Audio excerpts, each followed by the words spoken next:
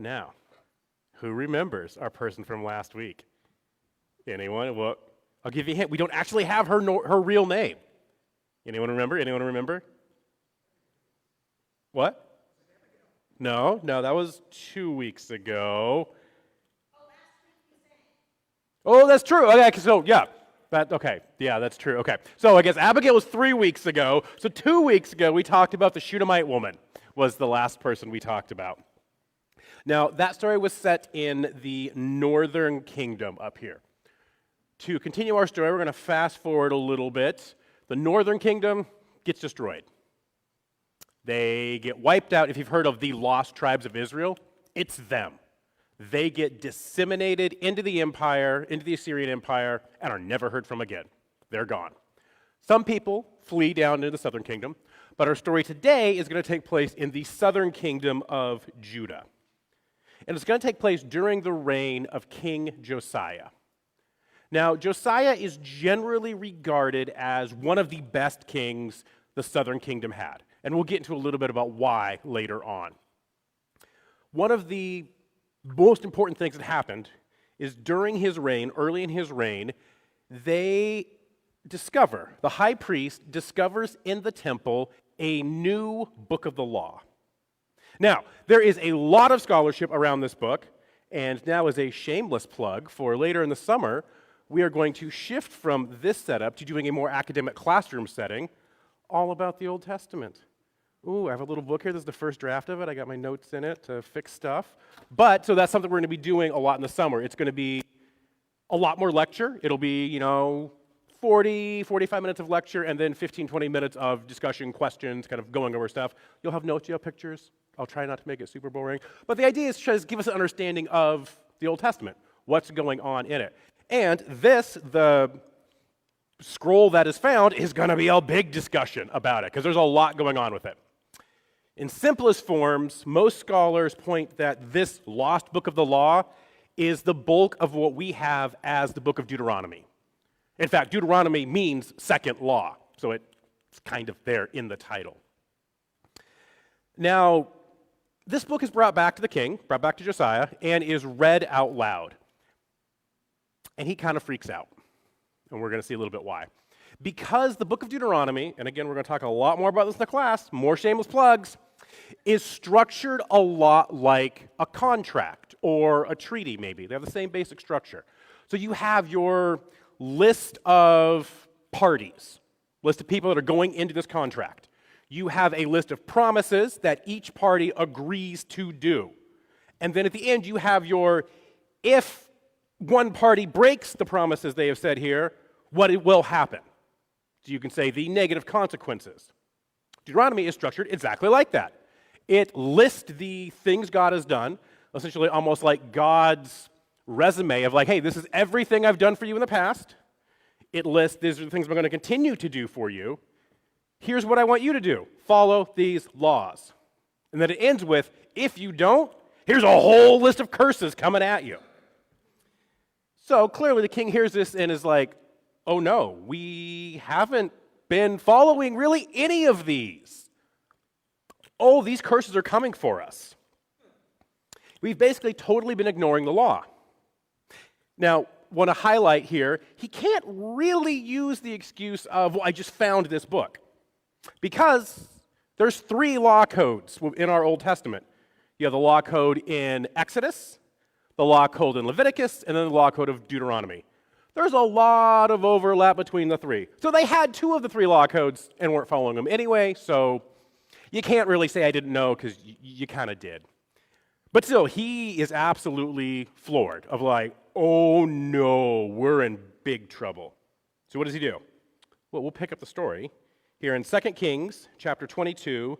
I will start in verse 13. This is what he tells his emissaries, basically. Go and ask the Lord on my behalf, and on behalf of the people, and on behalf of all Judah concerning the contents of this scroll that has been found. The Lord must be furious with us because our ancestors failed to obey the words on this scroll and do everything written in it about us. So he sends a delegation, including the high priest, which is kind of unusual. That highlights just how important this is. The high priest didn't go on field trips. He wasn't the person you sent out to do things. He essentially wants to find out, is this scroll real? Like, I kind of need this authenticated. And then, what do we do about it? How much in trouble are we? So to do this, he sends this delegation to the prophet Huldah. Now we know a little bit about her, actually. We know that her husband's name is Shallum. We know that he has the title, the keeper of the wardrobe. So he's probably in charge of like the royal vestments for either the high priest or the king, or somehow associated with the royal family, priestly inner circle in some way. We also really think she is the prophet Jeremiah's aunt. Because when we're talking about Jeremiah, they list a guy named Shallum as his uncle. They're in the same city at the same time, and the priestly connection, the prophetic connection, really leans us toward this assumption. So she is the prophet Jeremiah's aunt, which would make sense because a lot of times this type of prophet is in the inner sanctum, in the royal circle. A lot of times that is a title passed on through families. So it makes sense. Thirdly, we know that she lives in the second quarter of Jerusalem, or the new quarter. Now, this is a quarter that you would have needed some sort of clout to live in. So, her husband's connection to the royal family, her connection as a prophet that we see has some bigness, some clout, because the king goes to her, kind of is setting up for why she is living in this spot. So that's kind of a little bit about what we know about her personally. So as the story goes on, the delegation comes, they ask her this question, and this is how she replies. This is picking up in verse 15. This is what the Lord, Israel's God, says. Tell this man who sent you to me, this is what the Lord says. I am about to bring disaster on this place and its citizens. All the words of this scroll that Judah's king has read. My anger burns against this place, never to be quenched, because they deserted me and have burnt incense to other gods, angering me by everything they have done. So notice how she addresses the king here. It's kind of a power move. The man who sent you to me. We're not calling him by name. We're not calling him by office. Just the guy that sent you to me. Reminding the people that in the eyes of God, the king's not above them. You guys are all substance to the same law. And y'all kind of messed it up.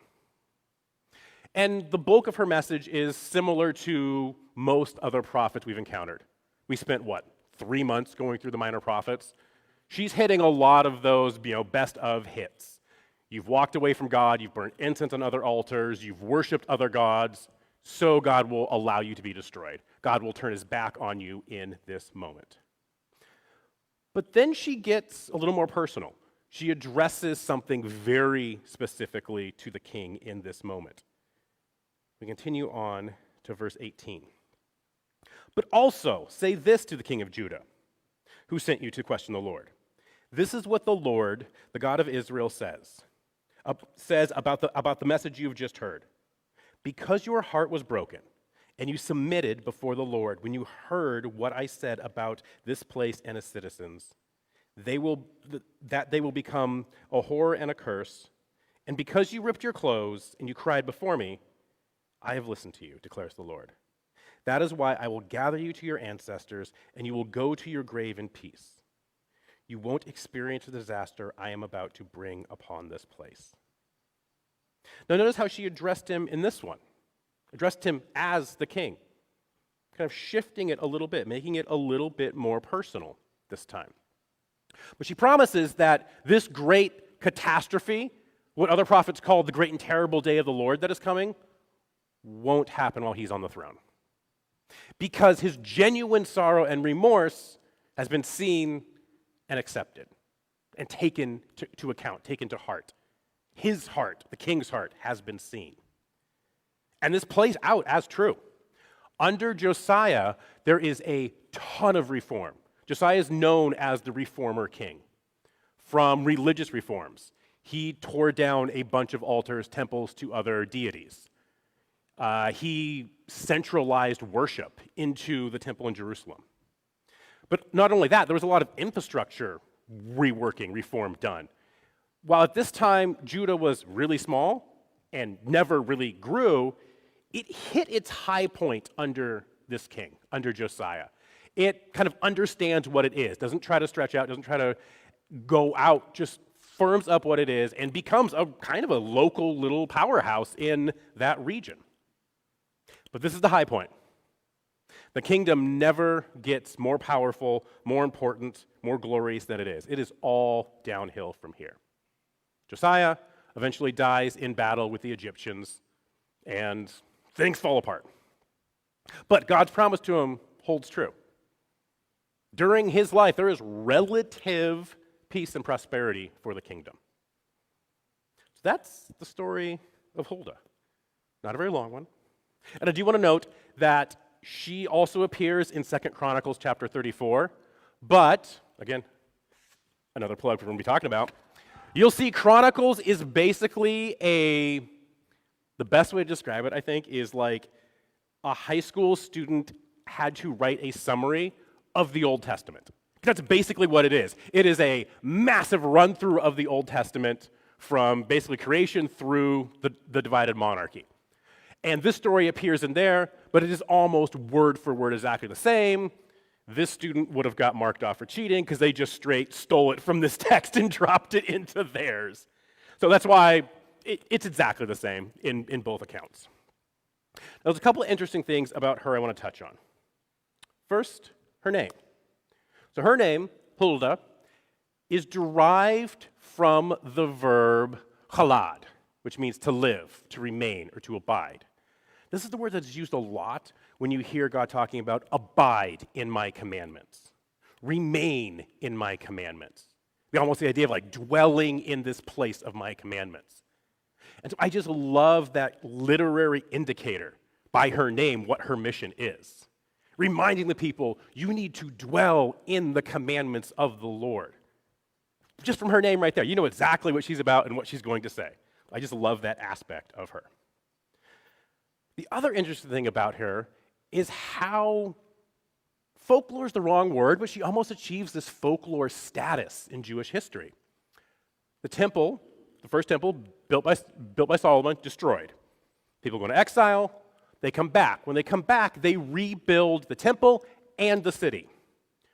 One of the main gates in the Second Temple period, which was the temple that would have stood in Jesus' time, that led from the old section of the city into the temple itself, is called the Huldah gates. So these gates that Jesus walked through, would have known the name of, are named after this person. Now, these ones here, we don't know if these were the exact Huldah gates. This is what tradition says, but they would have looked exactly like this. We know there was gates that surrounded them. Each set had different names. A set of them were called the Huldah gates. They would have looked exactly like this, leading from the old portion of the city into the temple proper.